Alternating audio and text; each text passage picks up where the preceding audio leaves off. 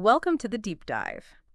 Today, we're plunging into a world that can often feel like a constant battle, between overwhelming sensory input and this profound sense of unmet needs. Yeah, absolutely. Imagine your body not quite like a shield, but more like a sponge. Ugh. Or, like our source material puts it, as if your nervous system exists on the outside of your body. That's such a powerful image. It is, right. Every sensory input, every social interaction, every piece of info is just fully absorbed. Mm. And this intense absorption, these constant kind of invasions, the smells, the sounds, the demands for chit-chat, it can leave an autistic person feeling really unfulfilled, disconnected even. Yeah, and depleted. Like your internal battery just drains way faster than neurotypical folks. Exactly.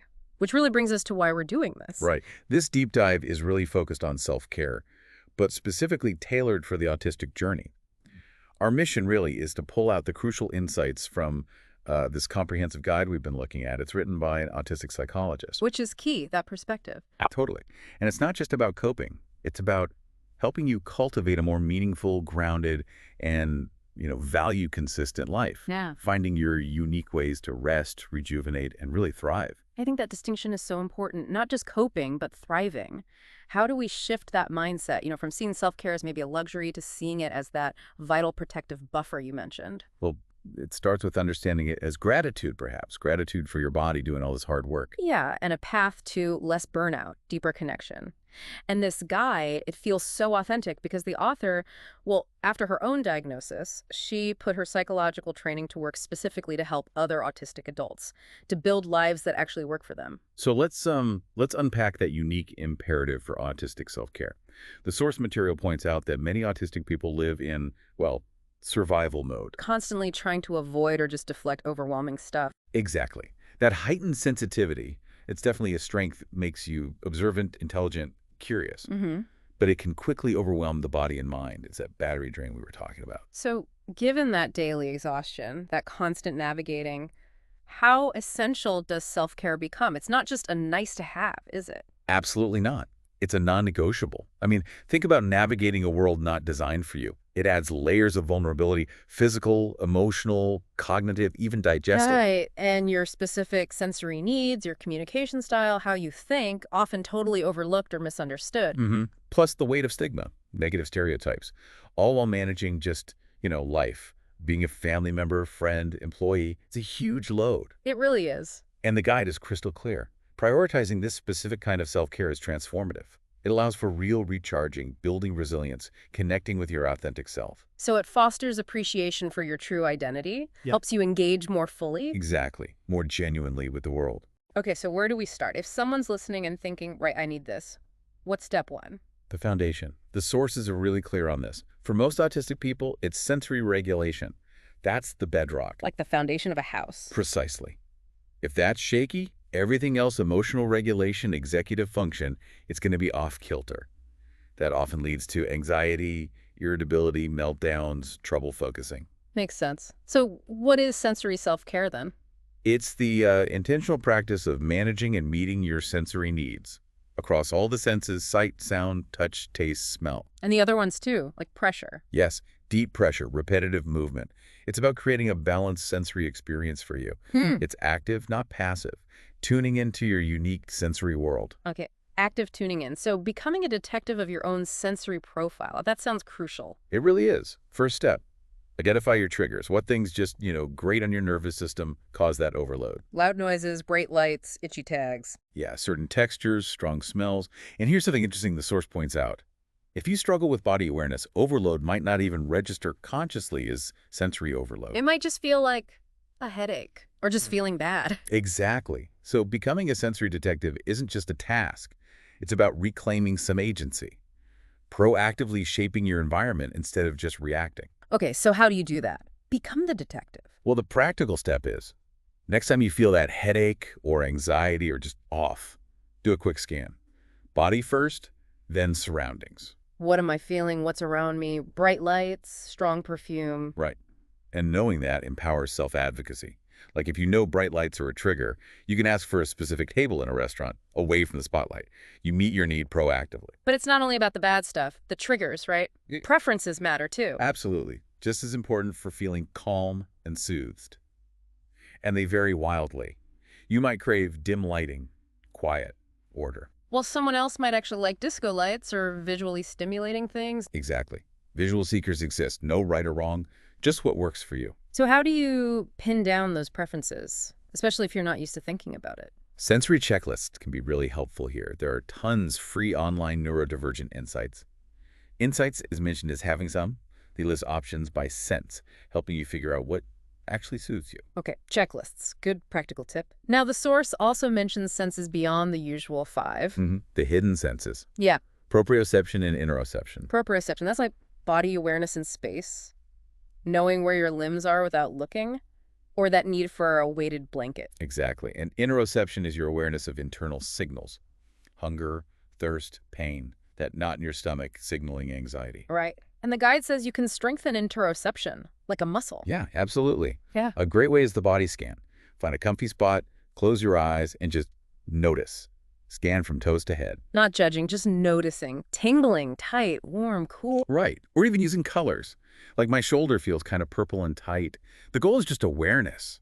Eventually, you might start linking sensations to emotions like, tense shoulders, I must be feeling angry. Okay, but what if a formal body scan feels weird or too much? Totally understandable. An alternative is just integrating it into daily life, like create a sensation plus notice it. So feel the warmth of your teacup, the texture of your jumper. Exactly. Just bring mindful attention to those small, everyday sensory moments. Got it. So we're tuning in, becoming aware.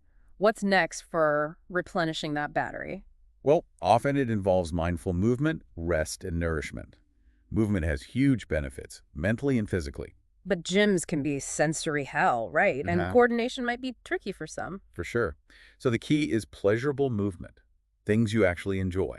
Repetitive motions are often great: swimming, skating, running. Stim dancing. Stim dancing, absolutely. Pairing it with a stim song can calm the nervous system, release energy, boost dopamine, lower cortisol. It's powerful. And breath work. That comes up a lot too. Yes, it's a fantastic tool for resetting the nervous system, interrupting stress, slowing the breath, especially making the exhale longer than the inhale. That activates the vagus nerve, helps you relax. Exactly. A simple technique is counted breath work. Inhale for 4, hold for 1, exhale slowly for 6, hold for 1. Repeat. It works wonders for anxiety sleep. Simple but effective. What about progressive muscle relaxation, PMR? Another great one. You tense a muscle group like your fist hold for a few seconds, then completely release. Work your way up the body. What are the benefits there? Reduces muscle tension, improves sleep, lessens anxiety. It's especially good if you struggle with body awareness or sensory sensitivities, because it forces that mind-body connection. Okay, this next point feels huge. Rest. The source says autistic people need a lot of rest, often more than others. Yes, definitely, to avoid that debilitating burnout. But barriers exist, right? Internalized ableism, I should push through, Yeah. or people-pleasing. Right. But true rest isn't about ticking a box or meeting some societal standard. It's about genuine rejuvenation for you. Exactly. And tied to this is the idea of sensory sick moments. Where overload feels like actual physical illness. Yes, the body gets overwhelmed. So Yeah. having unique sensory detox rituals is vital for those intense days. Maybe it's total stillness, maybe a weighted blanket, maybe an energetic walk, maybe specific music. Whatever works for the individual to recover. Crucial for recovery. Okay, shifting slightly. Gut health. The source connects this to brain health, especially for autistic folks. Big connection. Autistic people are often more prone to gut issues. So things like reducing alcohol, maybe consulting holistic providers who get the whole picture. The source mentions Dr. Melhauser's all the things concept. Right, the interconnectedness. Yes, that can be really supportive. And finally, nourishment. Food sensitivities, allergies, they can lead to quite narrow diets, can't they? They can. And the guide validates safe foods. They're a legitimate form of self-care, providing comfort, stability. So it's not about forcing yourself to eat things that feel wrong. Not at all. It might be about finding ways to gently address nutritional gaps, maybe with supplements or nutrient-dense things you can tolerate, like smoothies, but safety and comfort come first. Okay, that covers the sensory foundation. Now, how do we navigate life's demands, manage those cognitive loads? Let's talk autistic burnout. Right. It's more than just being tired. It's profound fatigue, Mm. heightened sensory sensitivities, even losing skills like executive function or speech. And often triggered by trying too hard to meet holistic neurotypical expectations without enough support. Exactly. Masking, pushing through, it takes a massive toll. So when you're in burnout or heading there, how do you cope? Like, the mind gets fuzzy, right? Hard to know what to prioritize. It does, which is why preparing ahead is key. The source suggests making a ready-to-go list of droppable demands. Droppable demands using a traffic light system. Yeah, green, things you can easily drop. Yellow, things that you can sometimes drop. Red, things with major consequences if dropped. Having that list before you're overwhelmed makes decisions easier. That's really practical. What about clearing the mental clutter? That feeling of a million thoughts swirling? Ah, yes, the intricate web of the neurodivergent mind. Ceaseless activity makes decisions hard, messes with sleep, causes stress. So the brain dump. Exactly, a mental cleanse. Just get it all out on paper. Yeah. Thoughts, feelings, tasks, worries. It frees up mental real estate. Are there different kinds? Loads. Task dumps, free association ideas, stress dumps, gratitude, even nighttime dumps for sleep. The source notes it's especially good for ADHDers, autistic folks with ADHD. And another proactive strategy for when overwhelm hits, having soothing things ready. Yes, because when you're stressed or burnt out, decision-making and even memory go offline. So make a list ahead of time. Your go-to soothing playlist, comfort TV show, favorite book, have it accessible. Takes the thinking out of it when you need it most. Precisely. Lowers the activation energy for self-care. Okay, let's move into cultivating emotional resilience. The source mentions alexithymia, difficulty recognizing or naming emotions, common for about half of autistic people. That's right. And the guide offers some really interesting strategies if this resonates with you. Reading fiction, for example, to decode characters' emotions. Or using music or photo prompts. Journaling to spot patterns in your own inner world. Exactly. It's about finding alternative routes to emotional understanding. And then there's affect labeling, actually naming the feeling. How do you get better at that? By tuning into the clues. Physical sensations, thoughts, behaviors. Visual aids can help too, like emotion matrices or feeling wheels.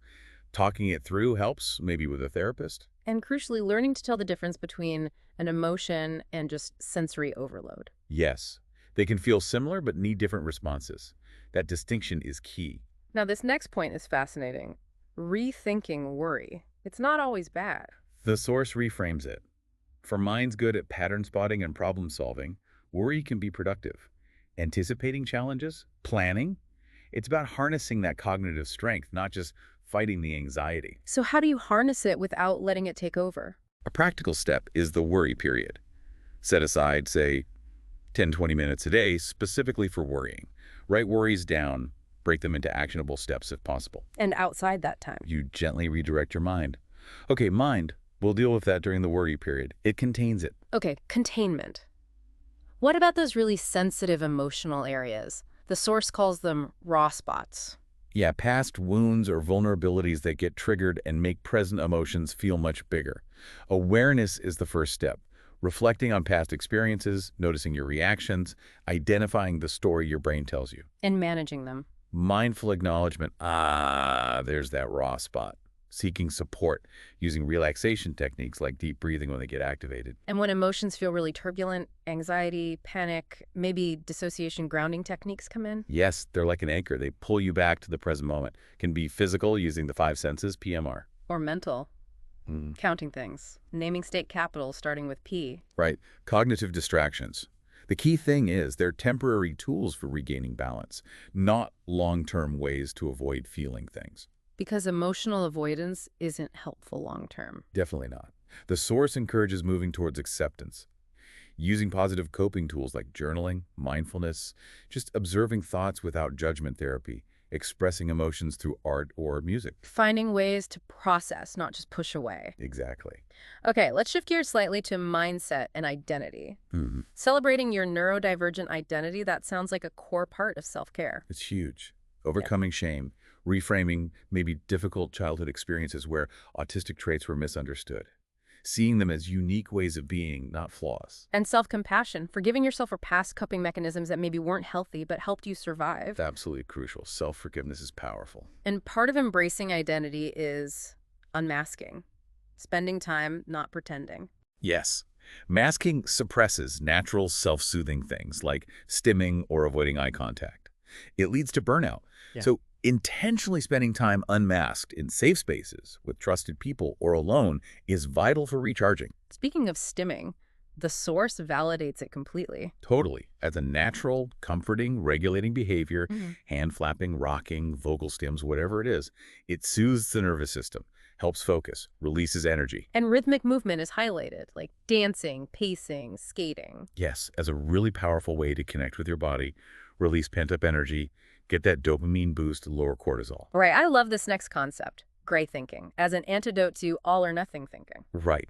That black and white thinking can be really harsh, amplifying self-judgment. I mess up, therefore I am a failure. So gray thinking is finding the middle ground, the nuance. Exactly. Catching those thoughts and reframing, like, not I'm a terrible mother, but I'm a good mother, and I wish I'd handled that differently. The source suggests replacing but with and. I'm tired and I can still do this one small thing. That little word change makes a difference. It really shifts the perspective, fosters balance. Now, changing your relationship to thoughts, rather than trying to change the thoughts themselves. Why is that distinction important for autistic people? Because for many, trying to directly challenge or change a thought, like in some forms of CBT, can feel invalidating or just doesn't work, might even cause a rebound. So instead, create distance. Yes. Treat your mind like a third party. My mind is telling me I'm going to fail. It separates you from the thought. Or use cognitive diffusion, picture thoughts as passing clouds or leaves on a stream. Observe them without getting swept away. Okay, observing, not battling. What about a window of tolerance? That's your optimal zone of arousal where you can function well. Neurodivergent folks often have a narrower window. Meaning it's easier to tip into hyperarousal anxiety, panic, or hyperarousal dissociation, numbness. Exactly. But the good news is you can work to actively expand that window. Through self-regulation, self-care, boundaries, therapy, mapping your nervous system. So it's not fixed, you can build capacity. Definitely. It takes work, but it's possible. And finally, under mindset, building your healthcare team. Why is this so crucial? Because managing distinct needs, co-occurring conditions, Yeah. anxiety, ADHD, PTSD, whatever it might be, requires collaboration. Plus, autistic people might be more sensitive to meds or express distress differently. Good providers understand this. How do you find providers who get it, neurodivergent affirming ones? Look for green flags. Do they use identity-first language, autistic person, not person with autism? Do they affirm neurodiversity as a valid way of being? Offer culturally competent intersectional care? Emphasize your autonomy and agency? That language point, autistic versus has autism, seems small, but signals a big difference in perspective, right? Identity versus condition. It signals a fundamental acceptance, yes. The source lists resources like ndtherapist.com and Therapy Den, but ultimately, trust your gut. If it doesn't feel right, it probably isn't. Good advice. Okay, let's move into connection. Social and relationship self-care. The source talks about an autistic social paradox. Yeah, that deep longing for connection, often paired with a real craving for isolation, usually because of overload or communication mismatches. So how do you forge authentic connections? The guide mentions embracing high-context communication. Right, the autistic style often involves giving and needing a lot of background info, context heavy, which can be misunderstood by allistic folks as TMI, too much information. So what can you do? Prepare context questions maybe, or if someone asks a vague question like, tell me about yourself, you could say, that's broad, can you give me more context? Or offer to follow up via email for detail. And story swapping, that's seen as an autistic way to connect. Very much so. Responding to someone's story with a similar one of your own to show empathy and relate. Again, sometimes misunderstood as making it about yourself. So for allistic interactions, maybe use the dance back technique. Share your related story, then consciously turn it back to them. Was it like that for you too? Exactly. It bridges the communication gap. Parallel play sounds like a great low-pressure option too. It really is. Doing activities alongside someone reading, gaming, working without constant conversation creates connection without the social drain. Works virtually too. You know, all this points towards what the source calls autistic culture. Yes. The growing number of autistic-led spaces where autistic folks often feel instant belonging, while allistic people might feel a bit lost. It highlights a distinct culture. And seeking that out, online communities, events, listening to autistic voices is powerful self-care, a path to unmasking. Absolutely. Finding your people where you don't have to translate yourself. Another connection strategy, object-based conversations, starting with a topic, not a social pleasantry. Yeah, many autistic people find it easier to connect over a shared interest or a specific topic rather than vague, how are you? So if you get hit with a tell me about yourself, you can pivot. Well, let me tell you about this thing I'm passionate about. Exactly. Redirect to safer, more engaging ground. Okay, what about navigating neurotypical interactions more broadly? Scripts, are they masking or self-care? The source frames them as self-empowerment, not masking. Having pre-prepared phrases reduces anxiety for small talk, boundary setting, transitions, gives you words when you might otherwise freeze. Like, I'm not able to do that right now, or it's been lovely chatting, I need to, or I need a moment to think. Right. Tools for navigating tricky social moments with less stress. Then there's context awareness, or lack thereof, context independence, making unspoken rules hard. Yes, autistic behavior is often independent of context. You might apply a rule logically, where a neurotypical person knows it doesn't fit socially. They pick up cues intuitively.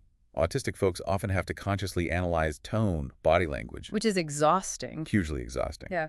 and can lead to misunderstandings, sometimes serious ones. In the workplace, asking for explicit rules and feedback can help bridge this gap, balancing authenticity with navigating expectations. And conflict, often avoided due to overwhelm. Very common. Key insights for navigating it, especially in neurodiverse relationships. Try to consider the other person's emotions. Validation is often key. For allistic partners, use I statements and take breaks. Stepping away to regulate is crucial. Okay, let's zoom into relationships. Friendships first. Defining your own green flags and red flags. Yeah, getting clear on what you need, what feels respectful, what communication works, reliability, support, how do you want your neurodivergence valued, how do you handle conflict, privacy. Knowing your needs helps you choose friendships that fit. And balancing connection with alone time, the social battery idea. Crucial. Autistic people often need more alone time, have a smaller social battery. So prioritize events you actually want to do. Maybe walks, games with close family, texting instead of calls. And learning to say no without guilt. Assessing your social spoon. Yes, it's absolutely okay to enjoy solitude and prioritize recharge time. Essential self-care. In romantic relationships, clashing sensory needs can be a big one. Huge. Partners might have totally different profiles. The key is identifying each person's needs, finding the high clash areas, and problem solving together. Open communication is vital. And love languages might look different too. Definitely. The source expands beyond the traditional 5. For autistic people, it might be parallel play, providing sensory comfort, respecting boundaries, written notes, predictability, routine. So talking openly with your partner about what makes each of you feel loved and connected is key. Recognizing that intellectual connection might feel deeply emotional. Exactly. No assumptions, explicit communication. Sensory-friendly dates. Good idea to reduce anxiety. Great idea. Picnics, botanical gardens, museums during quiet hours, anywhere with more environmental control than, say, a loud, crowded bar. Makes sense. And sensory accommodations for intimacy. Sex is highly sensory. Extremely. So communicating needs is vital for comfort and connection. Preferences for touch, firm or soft. Clothing needs, lighting, maybe a stim song for grounding. Openness is key there too. Okay. What about building emotional intimacy, especially if alexithymia is present? It involves identifying the types of connection you both value. As you said, intellectual connection can be profoundly intimate for some.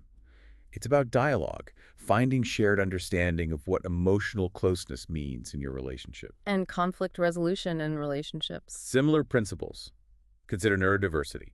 Practice clear, direct communication, even if it feels blunt sometimes. Allow uninterrupted time for each person. Support partners in developing directness if they tend to be indirect. Define the problem, share impacts, brainstorm solutions, make agreements. Structured problem solving helps. Okay, last big area, professional self-care. Thriving at work, integrating your identity seems like a starting point. Yeah, aligning your work with your autistic self reduces masking, lessens overexertion. Often people reconsider careers after diagnosis, looking for better alignment with interests and sensory needs. And that workplace context shifting we talked about, constantly analyzing cues, is draining. Very. So again, requesting explicit feedback and rules from employers helps reduce that mental load and potential confusion, makes expectations clear. Documentation is recommended too. Why is that important? Because directness and maybe optimism can sometimes make autistic people vulnerable to exploitation. Keeping records, emails, meeting notes provides a backup, helps you assert your position if needed, build confidence. Letting go of perfectionism at work. that all-or-nothing thinking again. Yes, it leads to self-judgment, unrealistic standards.